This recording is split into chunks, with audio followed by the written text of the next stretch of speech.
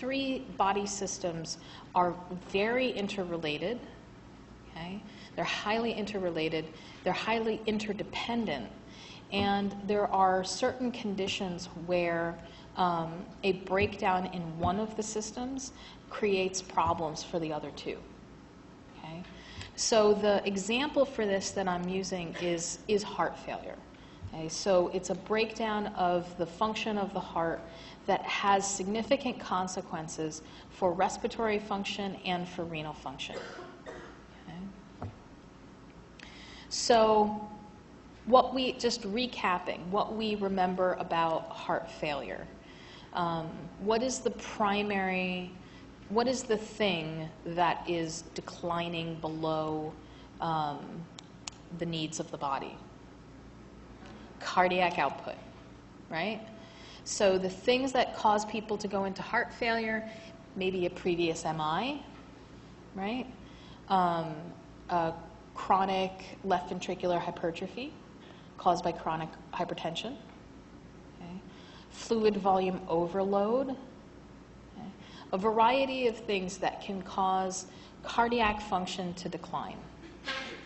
So cardiac output drops, and then the body's response to cardiac output dropping is what's one component of the... So right now what I'm going to do is actually I'm going to have you raise your hand, and we're going to do it that way, okay? Because I'm going to ask a series of questions. So when cardiac output goes down, the body responds. What's one aspect of the response of the body? Yes, ma'am. An increase in heart rate, right? So the sympathetic nervous system kicks in, heart rate increases. The body gets the message that it needs to increase blood volume. Okay? So the kidneys try to increase blood volume. Yeah. Yeah. Yeah, so in response to the, if you have long-standing hypertension, there's definitely going to be hypertrophy. Yeah. So the activation of the sympathetic nervous system, right? Increased blood pressure, increased heart rate. The kidneys trigger what system is responsible for expanding plasma volume in the kidneys? That renin-angiotensin system, right? So the kidneys kick into high gear this renin-angiotensin system, and you get this expansion of blood volume. Okay? Both of those responses increase the workload on the heart. Okay? Increases the workload on the heart. So let's read the case, and then think about these issues. All right. So Mr. Solomon, he's a 63-year-old gentleman. I obviously copied this from some source, who has been under your care for a variety of medical problems during the past 5 years. He's been treated for 2 myocardial infarctions, hypertension, non-insulin dependent diabetes, and stasis dermatitis of the left leg. He's had an aortocoronary bypass 1 year ago. Okay?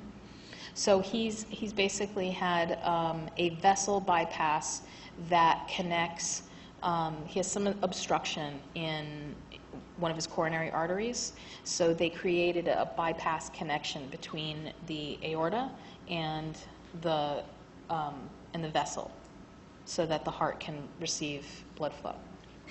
Okay? So today he presents in the office shortness of breath, which has been progressive over the past 5 days. He has, however, experienced episodes of shortness of breath during the past 4 months, especially when exerting himself.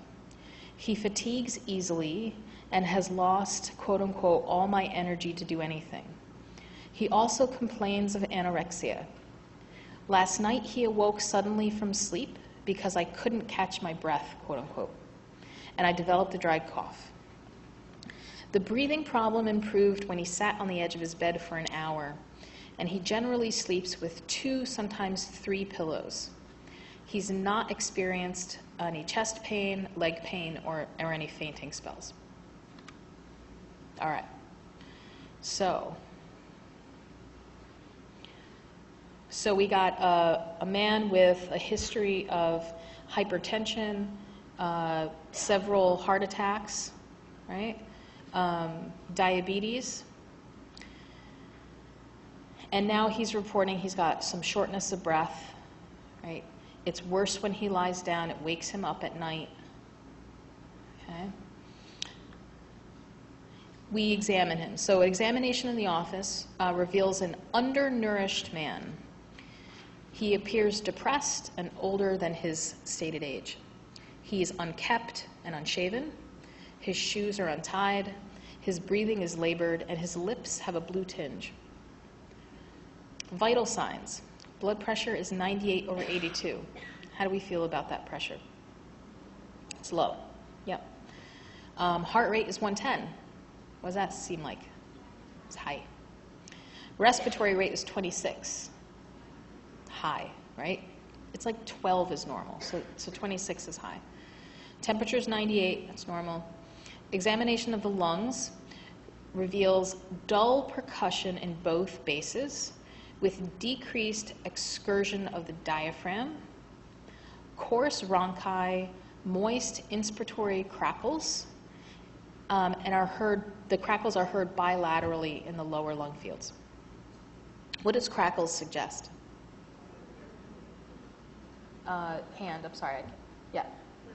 Fluid. Crackles suggest fluid. Fluid in the lungs we call pulmonary edema. Okay? Okay, so he's got fluid in his lungs. Examination of the cardiovascular system. Neck veins are prominent and distended to the mandible, right? Jawline. When the patient is sitting upright. Apical pulse is palpated in yada yada, blah, blah, blah. Okay. They hear a murmur. Examination of the abdomen. Anterior wall is round and soft. The liver edge is palpable and tender. So the liver's tender, it's a little bit larger than you would expect. The spleen is not palpable. Examination of the extremities reveal diminished peripheral pulses. There is an irregular pulse, and you have pitting edema in both lower extremities. Okay, so he's admitted to the hospital. So we do some tests. So in the parentheses are the normal values. So we do a CBC, we do chemistry, we get, a whole bunch of, we do urinalysis, and we do a chest x-ray. Okay. So he has a diagnosis we give him a diagnosis of congestive heart failure. Okay. So diagnosis of congestive heart failure, what about his history suggests congestive heart failure? Hand. Somebody give me a hand. Yes, sir.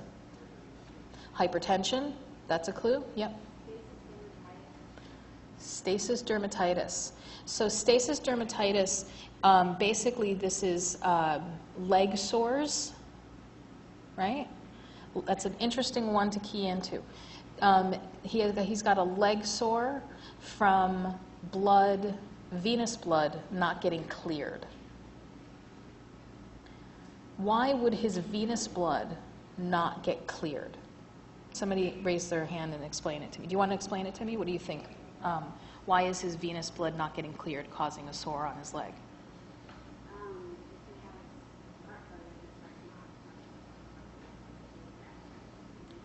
Absolutely. Exactly. So he's got heart failure, right? So his heart's not pumping. But that venous stasis is particularly a result of right-sided heart failure. Okay?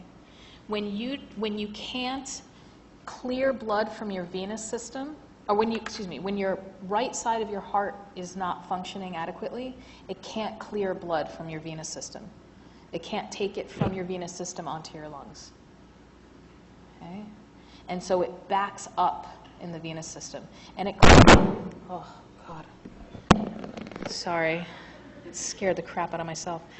Um, so when that happens, you can get things like dermatitis, these ulcers in the legs.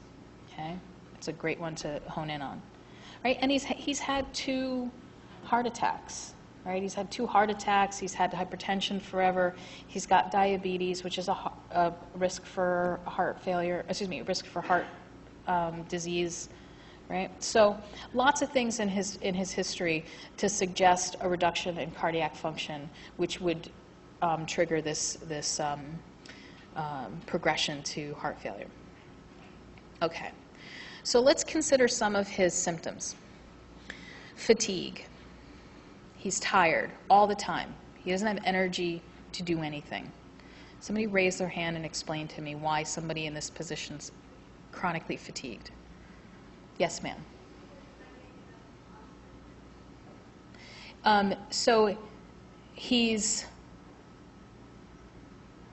tell me more about that.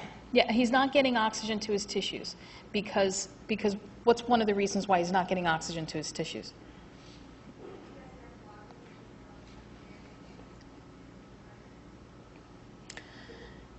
You're close. Go ahead. His what? Ejection fraction. Yes, thank you. His ejection fraction is lowered because of his reduced cardiac function. So his cardiac output is low. Okay?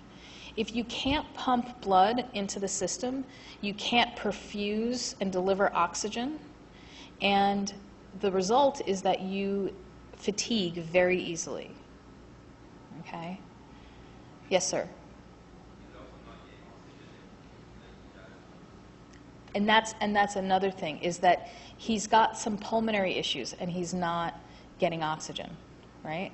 And we're going to talk about why that's going on in a second. But that's definitely, he's not oxygenating well. But the root problem is that his heart pump is not working, right? So he's not delivering blood to his body. And that is enough. He's got a lot going on, but that in itself is enough to cause the fatigue. Anorexia. So that term anorexia medically, I dislike the use of that term because anorexia nervosa actually is a syndrome, right? It's a medical diagnosis. But the term anorexia, when presented in cases like this, basically means a loss of appetite, someone who stops eating, basically. Okay? But they stop eating because of a medical problem and a loss of appetite. So he's lost his appetite. He doesn't want to eat. Somebody, yeah. Well, he has low cardiac output, so he's not like using his GI system, it's going to cause GI stasis, which you're going to feel your pulse. So the GI stasis, okay, what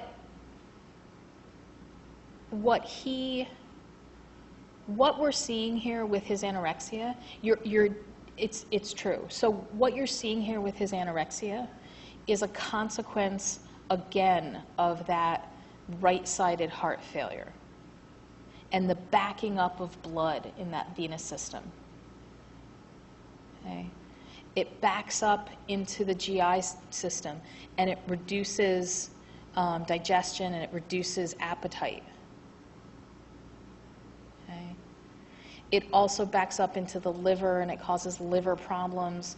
So that part is a direct cause of a direct consequence of that right-sided heart failure, okay? And that venous congestion. Does that make sense? So he doesn't want to eat. He's probably thin as a rail and looks really bad, right? Yes, ma'am.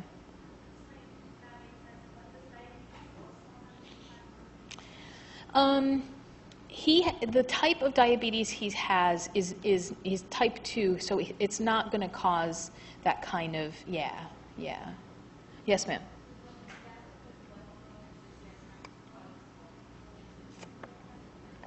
blood stasis. So blood stasis, not stasis of the contents. It's just it ends up reducing the overall perfusion to the gut, and it ends up causing malfunction of the gut. Yeah. Okay, so he lost his appetite because of this venous congestion in his GI system. Yes, sir.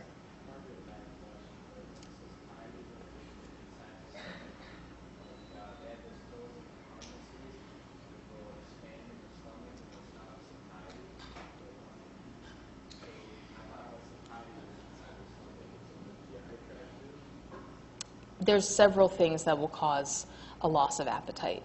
Yeah, that's certainly one of them, but there's more than just that. More than just distension in the stomach.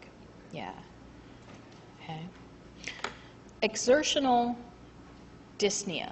So dyspnea is shortness of breath, difficulty breathing. Okay. Exertional dyspnea is basically something that we all have, meaning that like if we work hard enough, we can get ourselves short of breath. But when you talk about somebody with congestive heart failure having exertional dyspnea, it's very, very minimal amounts of effort causing a lot shortness of breath, right? Now this could be related to the same thing with the fatigue, right? A reduction in cardiac output. But there's something else going on with this shortness of breath. So he's got exertional dyspnea, he's got something called paroxysmal nocturnal dyspnea, and orthopnea. Okay? So orthopnea is the tendency to have a difficulty breathing when you are laying flat. Okay? So breathing is more difficult when you're laying flat. And this paroxysmal nocturnal dyspnea, paroxysmal means intermittent, right? Nocturnal means at night. So someone is sleeping and they are all of a sudden woken up with this insane anxiety and this breathlessness. Okay? Where the breathing difficulty from the orthopnea becomes so severe that it wakes them up, right? The hypoxia wakes them up. So what's behind this shortness of breath? What's going on? Yes, ma'am.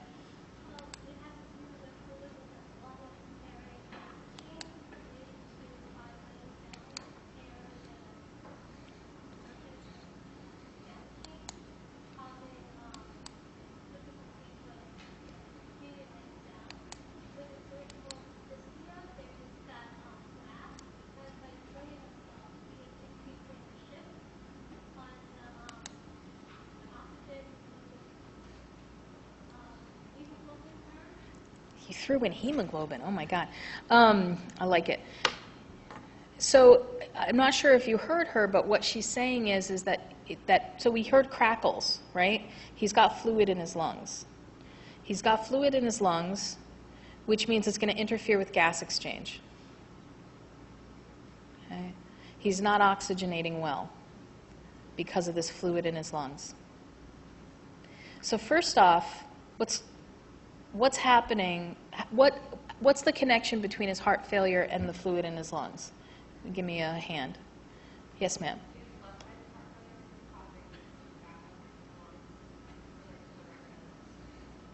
That's right. So he's got the left-sided heart failure, which means the pressure backs up, fluid and pressure backs up into the lungs and causes that pulmonary edema, right? Which in turn creates pressure on the right side and causes that right-sided failure. Okay?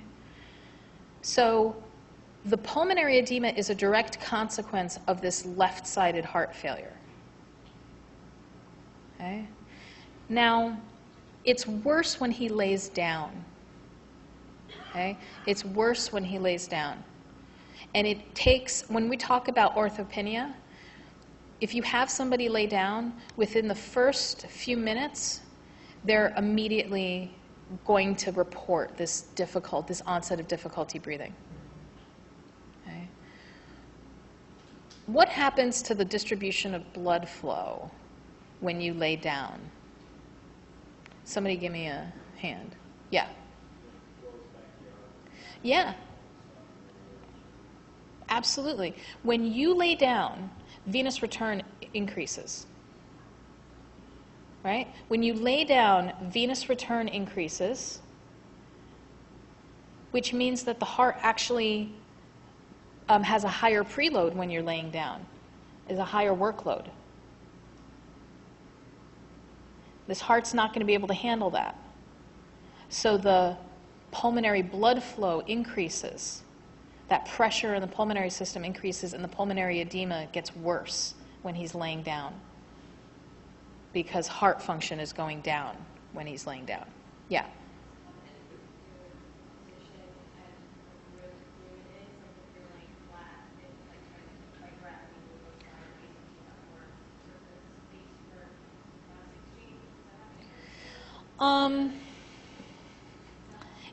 Not as much as this issue with the increased blood flow to the thoracic cavity. Yeah.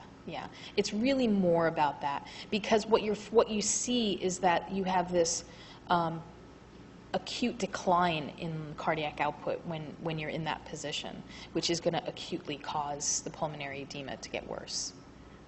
Okay. Yeah.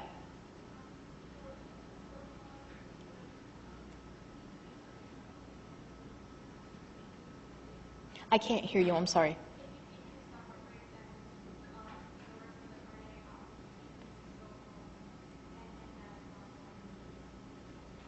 If you increase your heart rate, the filling decrease. Yeah, I mean, yeah, the tachycardia that he's got is really more about the hypoxia that he's feeling, right? It's really more about this this problem with his pulmonary system than it is about than it is contributing to this reduction in stroke volume. It's a pump problem. The cardiac output in the stroke problem, it's a pump problem. Yeah. Okay, and the cough is related to the pulmonary edema. Okay. As the pulmonary edema worsens, the cough worsens. It triggers cough receptors, and it's going to make him cough. Okay, so yeah, anytime he lays down, he has difficulty breathing. Anytime, when he sleeps, and you remember in this part up here where he said that he needs 2, sometimes 3 pillows to sleep. There are your orthopnea and paroxysmal nocturnal dyspnea is often, the severity is often measured by how many pillows you need to sleep, right? Because the less of a supine position you can tolerate, the worse your heart failure is, right? Okay, so I'm running out of time, and I really want to get to a couple of things. So, distended neck veins, okay? Distended neck veins. Talking about the jugular vein, okay? Jugular vein. He has this distended neck vein. It's related to the failure of what side of his heart? Right side, right? Distended neck veins, right side of the heart. The labored breathing we know from the pulmonary edema, the crackles from the pulmonary edema, the dullness in the basal field also from the lungs, also pulmonary edema. Blue lips, cold hands, right? It's not perfusing. His cardiac output is too low to really perfuse well his extremities. Okay. Untied shoes. And so why is he walking around with untied shoes?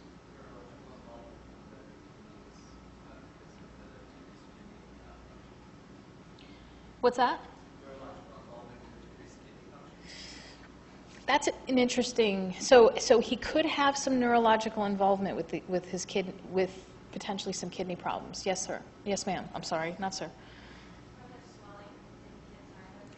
He has His feet are swollen. It hurts. What do you think? He can't bend over. What do you do to do this? He does that. He stops breathing. Right? That's likely to be the primary thing. He doesn't want to bend over because it really is hard for him to breathe. Okay? Palpable liver edge, that distended liver, again, related to that that right-sided heart failure. Okay? So let's look at his labs quickly with the just 1 minute. That I actually have no minutes left, but you'll forgive me. So some of these things that are abnormal. Okay? He's got slightly elevated BUN, slightly elevated creatinine. Okay? This combination of the slightly elevated BUN and creatinine is most likely something that we call, it's azotemia, right? That's azotemia. And it's most likely what we're going to call pre-renal azotemia. It's because of a drop in renal perfusion. Okay? So we're not perfusing the kidneys, or perfusing the kidneys less, so BUN and creatinine have increased. Bilirubin is slightly elevated. That's from the liver, the effect of the right-sided liver failure on the right-sided heart failure on the liver. Okay? If we did liver enzymes, we might find that they're slightly elevated too.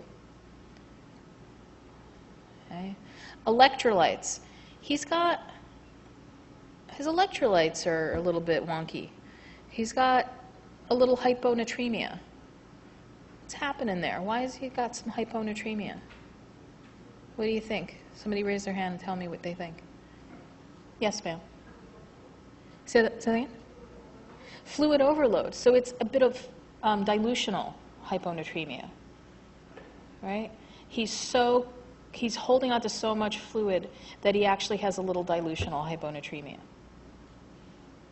Okay? And chloride follows sodium. Okay? But you notice his potassium's fine. His bicarbonate's a little bit low, probably the same thing, dilutional. And we see these chest x-ray, a lot of words to basically say we see some fluid in the lungs, and we see increased transverse diameter of the heart. The heart looks bigger, right, which is consistent with congestive heart failure. And one last thing that was not in these labs, who's taken care of heart failure patients in the clinic? What's a lab test that you see fairly commonly? BNP, right?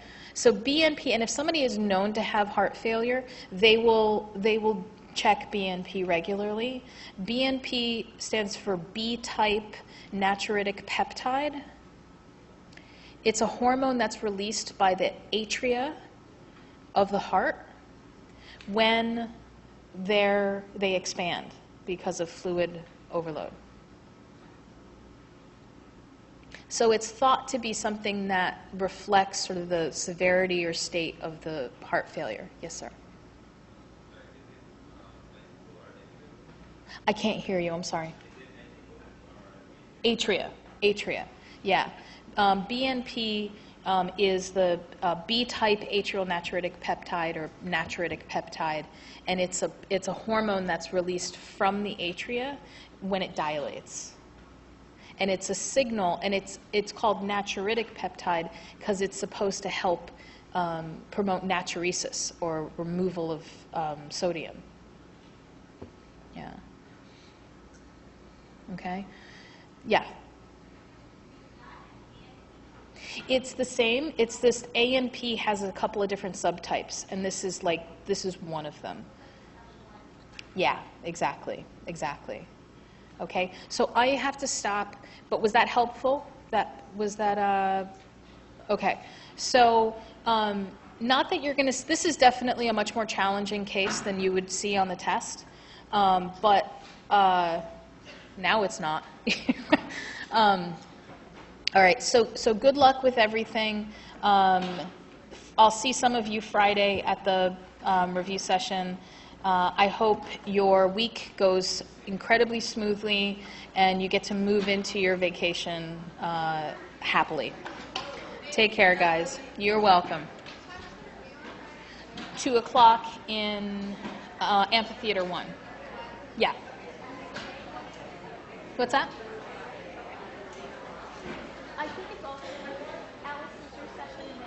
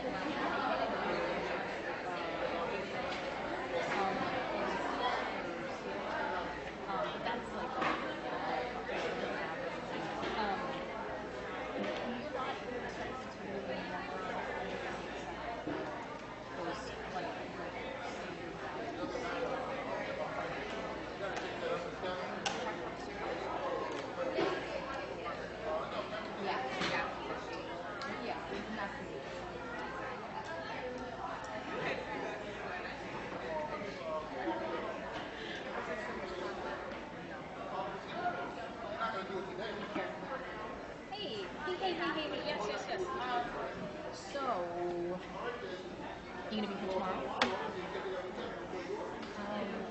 Yeah. Do you want to meet on Friday?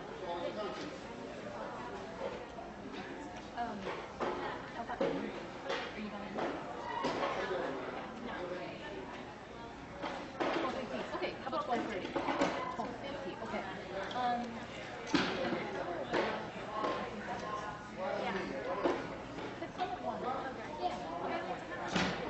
It's all good. There might be another person there, but it's everybody's answering questions. So, all right. Take care, Hillary. Okay, not a problem. Yes, sir. Have a good night. Okay, bye-bye. All done? You good? Can you do me a favor? You focus on that. Because you have to make sure that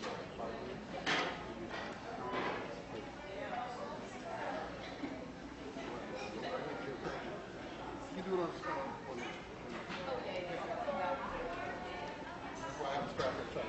Okay. No problem. Hey, guys. So I guess the dean's going to be talking, and we need to make ourselves scarce. So I know, cold-blooded.